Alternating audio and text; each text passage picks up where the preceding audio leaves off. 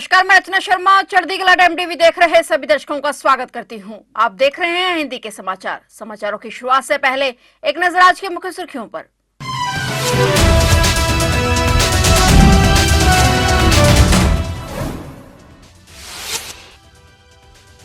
अन्य के बिना जगजीत सिंह डल्लेवाल का 19वां दिन, बिगड़ रही डल्लेवाल की हालत। डॉक्टरों ने बताया डल्लेवाल को जल्द इलाज की जरूरत।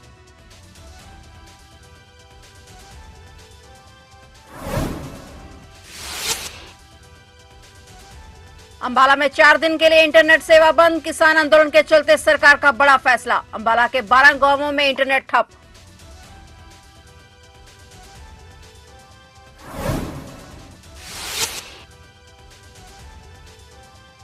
यूपी में ट्रेन पलटाने की साजिश का खुलासा। एनआईए और एटीएस को मिले सुराग। दी जा रही थी ट्रेनिंग, कर रहे ब्रेन वॉश।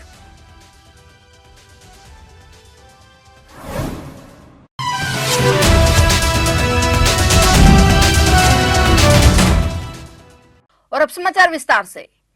खनौरी बॉर्डर पर आज शुक्रवार को जगजीत सिंह डल्लेवाल की लगातार मॉनिटरिंग कर रही डॉक्टरों की टीम ने बताया कि डल्लेवाल के शरीर में मैग्नीशियम, पोटेशियम और कैल्शियम की कमी हो गई है। इसके चलते अब उन्हें कभी भी साइलेंट कार्डियक अरेस्ट हो सकता है। खड़े होने पर उन्हें चक्कर आते हैं, उल्टियां हो रही हैं और यहां तक कि पानी भी अंदर नहीं जा रहा है। डल्लेवाल को संक्रमण होने का भी खतरा बढ़ गया है। डॉक्टरों ने बताया कि डल्लेवाल को जल्द इलाज की जरूरत है। बता दें कि आज जगजीत सिंह डल्लेवाल का आमरण अनशन 19वें दिन में प्रवेश कर गया है। 19 दिनों से बिना अन्न के डल्लेवाल की हालत बिगड़ती जा रही है।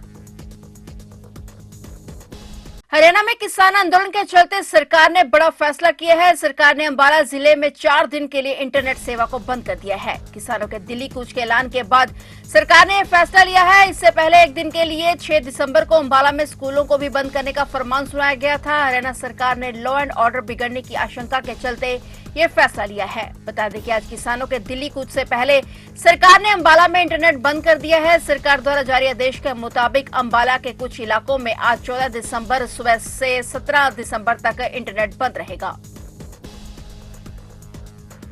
झांसी और कानपुर में ट्रेन पलटाने की साजिश में राष्ट्रीय जांच एजेंसी और उत्तर प्रदेश आतंकवाद निरोधक दस्ते को मदरसे से जुड़े कनेक्शनों के सुराग मिले हैं। जांच में पता चला है कि कट्टरपंथी विचारधारा फैलाने के लिए ऑनलाइन प्लेटफॉर्म का इस्तेमाल किया जा रहा था, जिसके जरिए युवाओं का ब्रेन वॉश कर उन्हें देश विरोधी गतिविधियों में शामिल किया जा रहा है। इसी कड़ी में इन युवाओं का मदरसे से भी संबंध हो सकता है और इसी कड़ी को जोड़ने के लिए जांच एजेंसियां विभिन्न स्थानों पर छापेमारी कर रही हैं। पिछले 3 महीने में झांसी और कानपुर के आसपास कई अहम ट्रेनों को पलटाने की कोशिश हो गई थी, तो जिनमें साबरमती एक्सप्रेस और कालिंदी एक्सप्रेस जैसी ट्रेनें शामिल थी। इसके अलावा वंदे भारत ट्रेन पर भी पथराव किया गया था। इन घटनाओं की जांच एनआईए, एटीएस और इंटेलिजेंस ब्यूरो मिलकर कर रहे हैं। एनआईए टीम ने कई जगह पर छापे मारे हैं और जांच के सिलसिले में विदेशी फंडिंग के भी सुराग खंगाले जा रहे हैं। जांच के दौरान यह भी सामने आया है कि कुछ लोग जो ऑनलाइन माध्यमों के जरिए दीनी तालीम देते हैं, उन्होंने अब इन वीडियो में युवाओं को ट्रेन पलटाने की और ट्रेनों को पटरी से उतारने के लिए उकसाया था।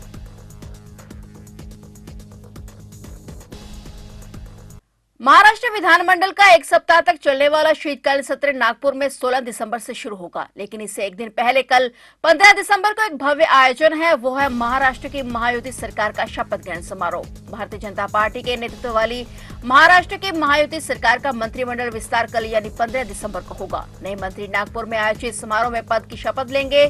सूत्रों से मिली जानकारी के मुताबिक करीब 30 मंत्री शपथ लेंगे। मंत्रिमंडल का गठन 14 दिसंबर को मुंबई में हो रहा है, लेकिन विभागों के बंटवारे में और विधायकों को मंत्री बनाने की चयन प्रणाली में देरी होने से मंत्रिमंडल का गठन नागपुर में 15 दिसंबर को होगा। महाराष्ट्र की महायुति सरकार के मंत्रिमंडल में मुख्यमंत्री समेत अधिकतम 43 सदस्य हो सकते हैं। बता दें कि मुंबई में 5 दिसंबर को भव्य समारोह में भाजपा नेता देवेंद्र फडणवीस ने मुख्यमंत्री पद, शिवसेना नेता एकनाथ शिंदे और राष्ट्रवादी कांग्रेस पार्टी प्रमुख अजित पवार ने उप मुख्यमंत्री पद की शपथ ली थी। बिहार के पटना के जक्कनपुर इलाके में एसटीएफ और अपराधियों के बीच मुठभेड़ हो गई। मुठभेड़ के दौरान एक अपराधी की मौत हो गई और एसटीएफ के एक जवान को भी गोली लगी है। एसटीएफ के डीआईजी विवेकानंद ने मुठभेड़ की पुष्टि की। उन्होंने बताया कि जक्कनपुर थाना क्षेत्र के संजय नगर इलाके में कुछ अपराधियों के छिपे होने की गुप्त सूचना मिली थी और उस सूचना के आधार पर ही टीम वहां पहुंची तो अपराधियों की ओर से फायरिंग की गई। जवाबी कार्रवाई में एसटीएफ ने भी फायरिंग की और दोनों ओर से करीब 12 राउंड फायरिंग की गई। इस दौरान एक अफसर घायल हुआ है। अपराधियों में से एक को गोली गोली लगी है, जिसे अस्पताल ले जाया गया, जहां इलाज के दौरान उसकी मौत हो गई। मृतक अपराधी की पहचान अजय राय के रूप में हुई है। छपरा के रहने वाले इस अपराधी अजय राय का आपराधिक इतिहास था और आरोपी पर हत्या, लूट, डकैती और आर्म्स एक्ट के तहत केस दर्ज थे, जो कुछ दिनों से जमानत पर जेल से बाहर आया था। भारतीय जनता पार्टी के वरिष्ठ नेता और पूर्व उप प्रधानमंत्री लालकृष्ण आडवाणी की तबीयत एक बार फिर से बिगड़ गई है। आज 14 दिसंबर को उन्हें दिल्ली के अपोलो अस्पताल में भर्ती कराया गया। सूत्रों के मुताबिक फिलहाल उनकी स्थिति स्थिर है और वे अस्पताल प्रशासन की देखरेख में हैं। लालकृष्ण आडवाणी की उम्र 97 वर्ष है और हाल के महीनों में उनकी सेहत में गिरावट आई है। पिछले 4-5 महीनों में उन्हें कई बार अस्पताल में भर्ती कराना पड़ा है। इससे पहले अगस्त 2024 में भी उनकी तबीयत बिगड़ी थी, जिसके बाद उन्हें अस्पताल में भर्ती किया गया था। आडवाणी का स्वास्थ्य अचानक बिगड़ने के कारण उनके समर्थक और पार्टी कार्यकर्ता उनके जल्द ठीक होने की कामना कर रहे हैं। अस्पताल प्रशासन और उनके परिवार के सदस्य उनकी स्थिति पर करीबी नजर बनाए हुए हैं।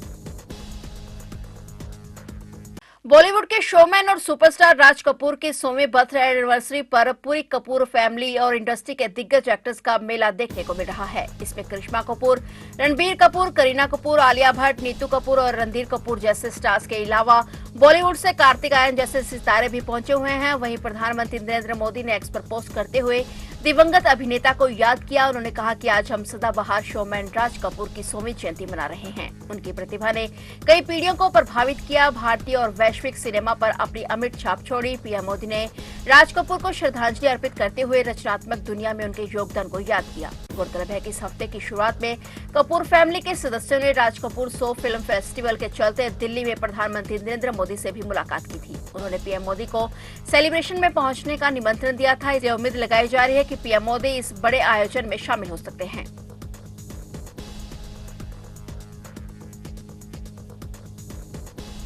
21 दिसंबर को पंजाब में निकाय चुनाव होने जा रहे हैं। 1997 के बाद पहली बार है कि अकाली दल भाजपा से अलग होकर निकाय चुनाव लड़ रहा है। यही वजह है कि शहरी एरिया में होने जा रहे चुनाव में अकाली दल को कई इलाकों में प्रत्याशी नहीं मिले हैं। शियद ने 5 नगर निगम में ऑब्जर्वर भी नियुक्त किए, लेकिन फिर भी कई इलाकों में उम्मीदवार पूरे नहीं हो पाए। हरीश राय ढांडा को जालंधर, विक्रमजीत सिंह मजीठिया और गुलजार सिंह रनीके को अमृतसर, बलदेव सिंह खैरा को फगवाड़ा और मनतार सिंह बराड़ और एसआर कलेर को लुधियाना, एनके शर्मा और गुरप्रीत सिंह राजू खन्ना को पटियाला और नगर निगम चुनावों के लिए ऑब्जर्वर नियुक्त किया गया था। पटियाला में अकाली दल 55 उम्मीदवारों को ही उतार पाया। 5 वार्डों में अकाली दल उम्मीदवार खड़े नहीं कर सका। इन वार्डों में वार्ड नंबर 15, 17, 33 और 45, 60 शामिल हैं। लुधियाना में अकाली दल मेयर बनाता रहा है, लिहाजा वहां पर अकाली दल के उम्मीदवार पूरे मिल गए हैं। लुधियाना में अकाली दल ने 95 में से 94 सीटों पर उम्मीदवारों को टिकट दिया है।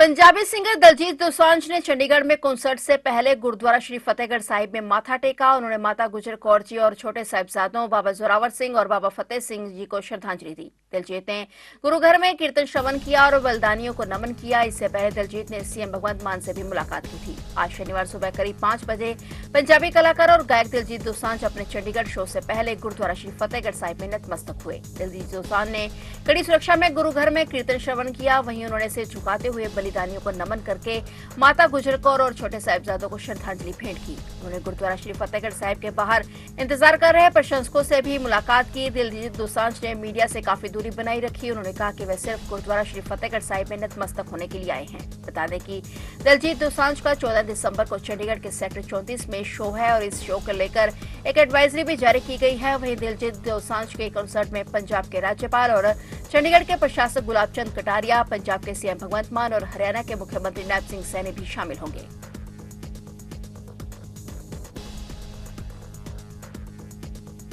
झारखंड के बोकारो रामगढ़ राष्ट्रीय राजमार्ग पर हुए एक सड़क हादसे में 5 लोगों की दर्दनाक मौत हो गई। वहीं एक व्यक्ति गंभीर रूप से घायल हो गया। यह हादसा बोकारो जिले के दंतू गांव के पास हुआ। हादसे में कुल 8 लोग घायल हुए, जिनमें से 5 को अस्पताल आने पर मृत घोषित कर दिया गया। मेडिकल ऑफिसर ने बताया कि दुर्घटना में कुल 8 लोग शामिल थे, जिनमें से 5 को अस्पताल लाने पर मृत घोषित कर दिया गया। एक अन्य व्यक्ति को गंभीर चोटें आई हैं और उसे बेहतर इलाज के लिए दूसरे अस्पताल रेफर किया गया है। डॉक्टर ने कहा कि एक व्यक्ति की स्थिति गंभीर थी, जिसे दूसरे अस्पताल रेफर किया गया। 2 अन्य लोग, जिनमें एक बच्ची और एक महिला शामिल हैं, उनको भी गंभीर चोटें नहीं लगी हैं। वहीं हादसे के बाद चीख पुकार मच गई।